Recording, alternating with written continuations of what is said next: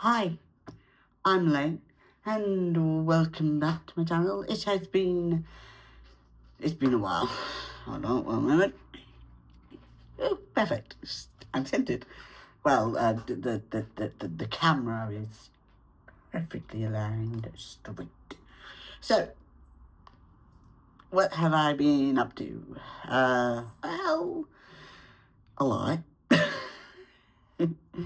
I don't know if I said this in my previous update, which I know are very, very sporadic and just all over the place. And then, hey, that's me. I think my last video about me being diagnosed with dissociative identity disorder. I don't know where that accent just came from, just slipped out. Possibly. I can't quite remember. But yes, so that's a lot of fun. Having to navigate life with that, floating around, yay.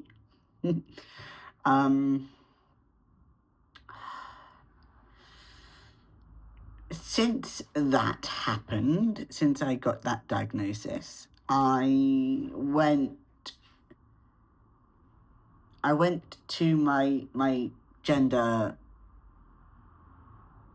not clinic, my gender doctor, the ones who administer my testosterone for me.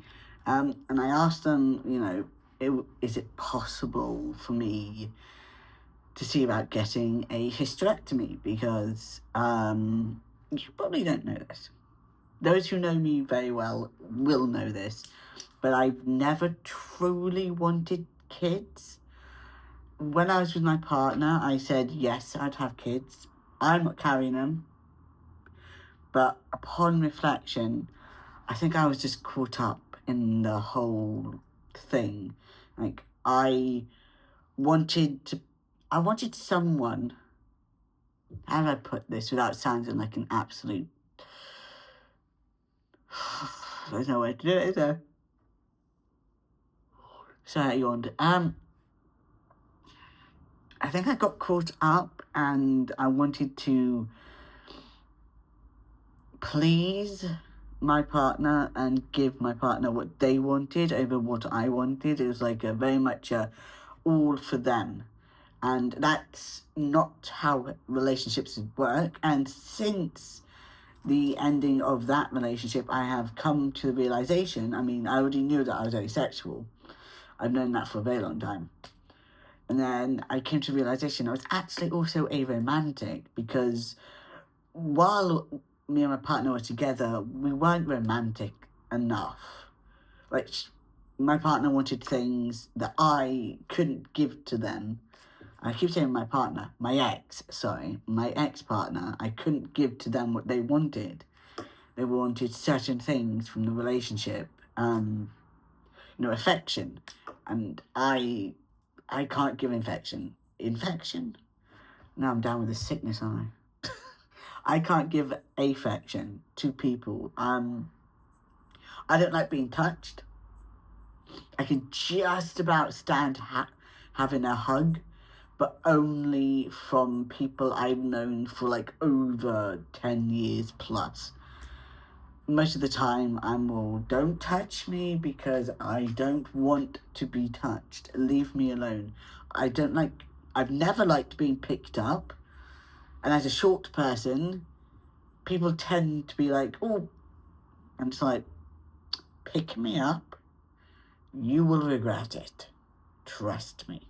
So, yeah, definitely don't like that. So, obviously, that relationship broke down. I take blame for what I've done to it.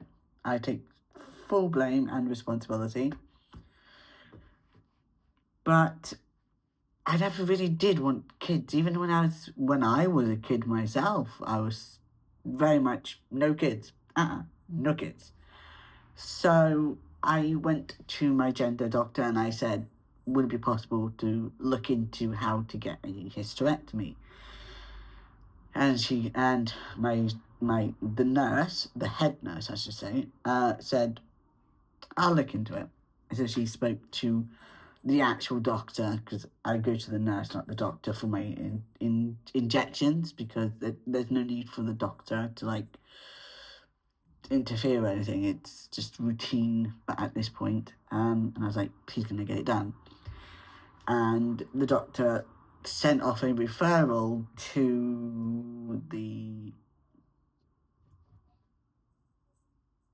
There is a word for it, and I can't remember what it's called. To the women's health part of the hospital, where they deal with pregnancy, infertilization. Infertilization. Oh my goodness. They deal with all that part of the women, like the ovaries, the uterus, the getting pregnant, the help with getting pregnant, the pregnancy updates, the checkouts, all that. Like if you've got cancer of the womb, then you can go to them, and like they ultrasound and all that lot. They work with the whole part of that part of women. There's a word for it and I can't think of what it's called. It's going to drive me mad. But hey, they deal with that. So I wasn't expecting to hear anything back from from the hospital about that for quite some time. I think it was about a month and a half. I had a letter saying, "Oh, you've got an appointment," and I was like, that was a very quick turnaround. And so I was just like, okay, I'll go. Now, admittedly, it is in the women's health. And as it deals with that particular part of women and everything that goes with that part of a woman, oh my goodness, this is really, ugh. I don't like talking about this. Ugh.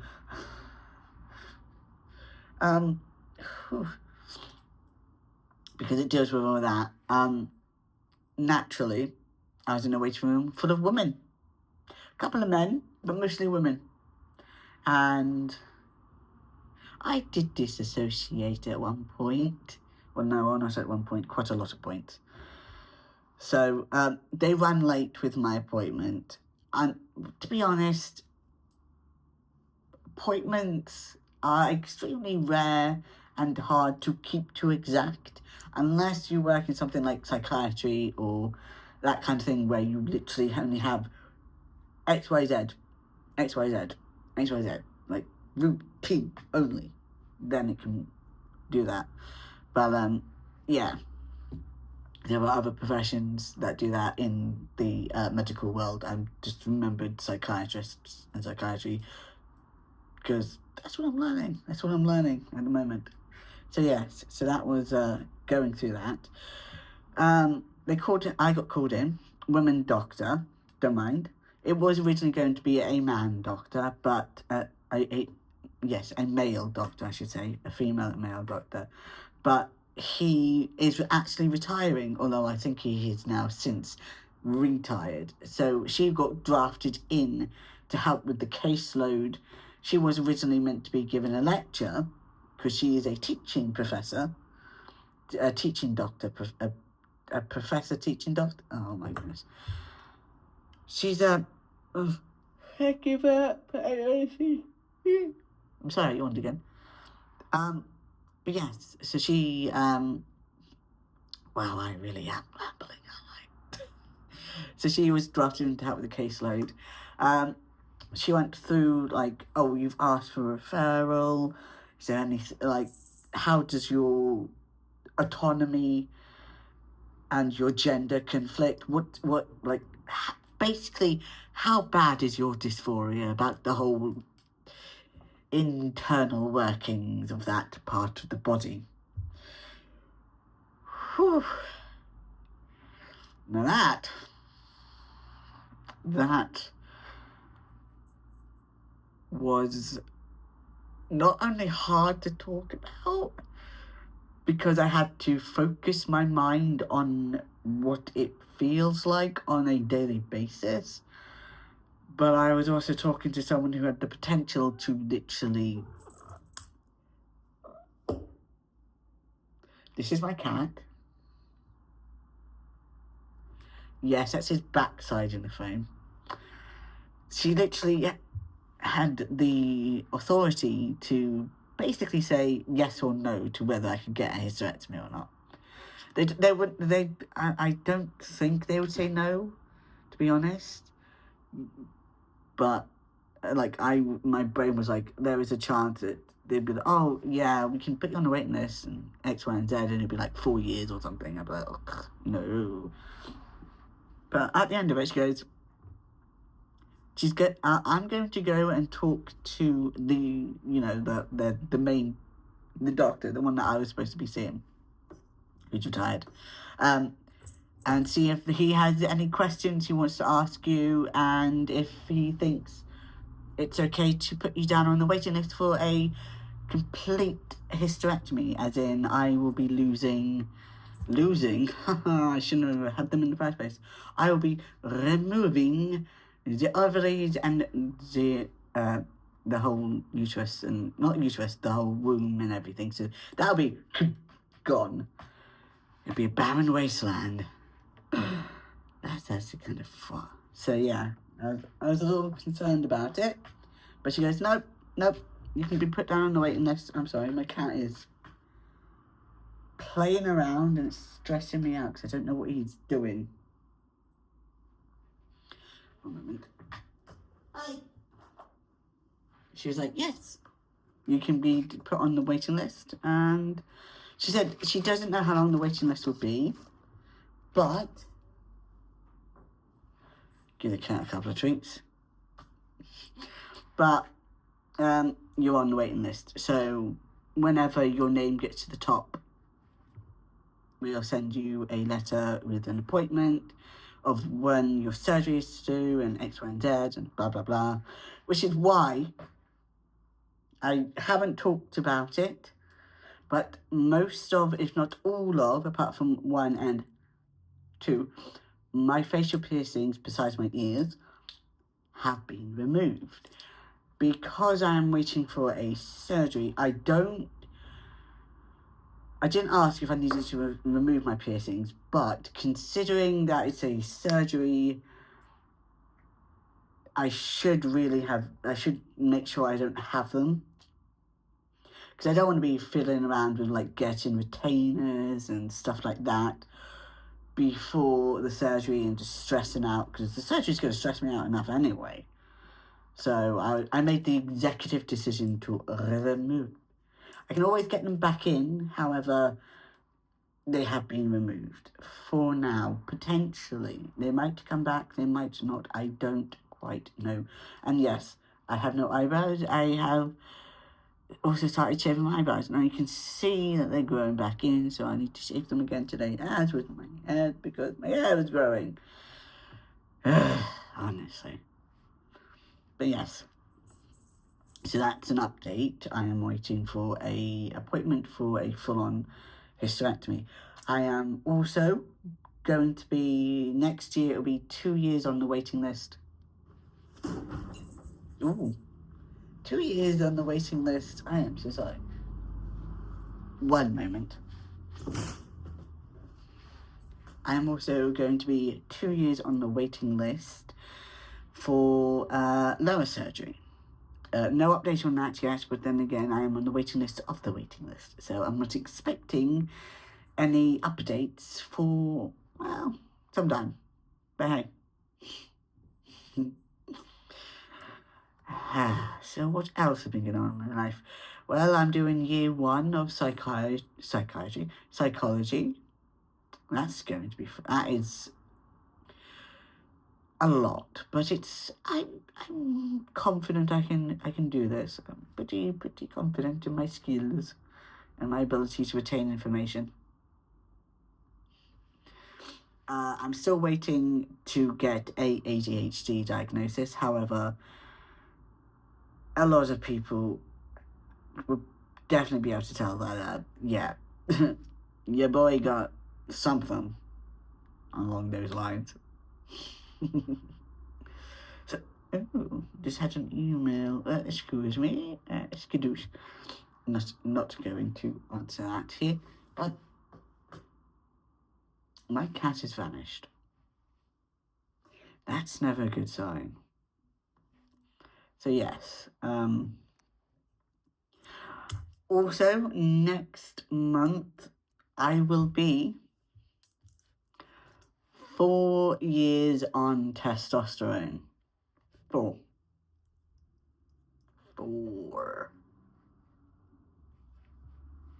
Next month, not next year. Next month in December the 18th, I will be 4 years on T. I should really do a voice comparison to like actually tell the difference. I was meant to do one last year and I completely forgot. I started to do it and then my brain just slid, shall we say. Ugh. Why does the sun exist, honestly? Can't we just have permanent grey skies? Ugh. I hate the sun.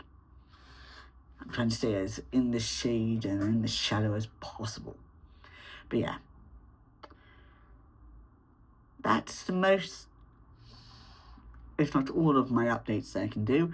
I do have a very big update happening next year. However, until those details are finalised, I will not talk about them. For the simple reason that it could all go tits up.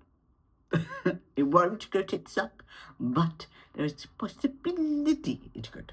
So until then, we will not stress. So, until next month, I will get that video sorted and done. I might need someone to kick my ass into gear if I forget. Please, kick me into gear if I forget.